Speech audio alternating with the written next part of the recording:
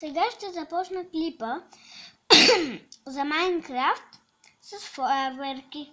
Сега това е първата фойерверка, която ще изстрелям. Ето това е светло-зелено. Първо време не ги казвам цветовете.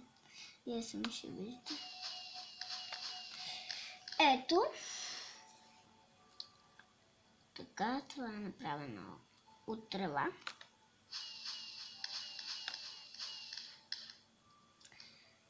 От роза.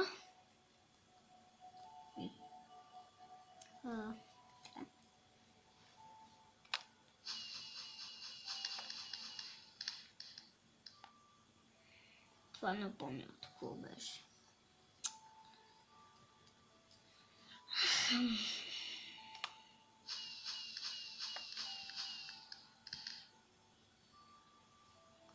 Сив цвят. От растение.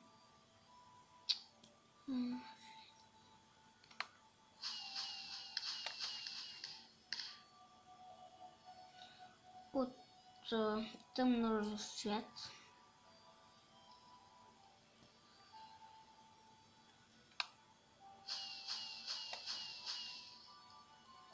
Това няма такива цветове, които да се пукат.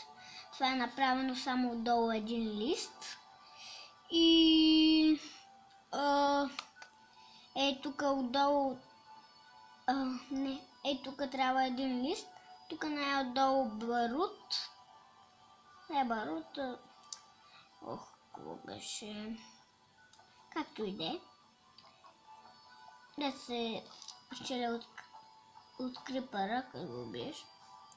Сега съм на седмото. Да. Значи това беше от нищо. 8. Я да видим. Това също... Това беше по-скоро направено от така най-отдолу това нещо, дето е в крипъра. По-отгоре е тук в средата. Тук се слага един лист също, пак бял. И тук най-отгоре се слага една звезда на фойерверка, само че без цветове, нали? Така сива, така да се каже. И сега сме на 9-то.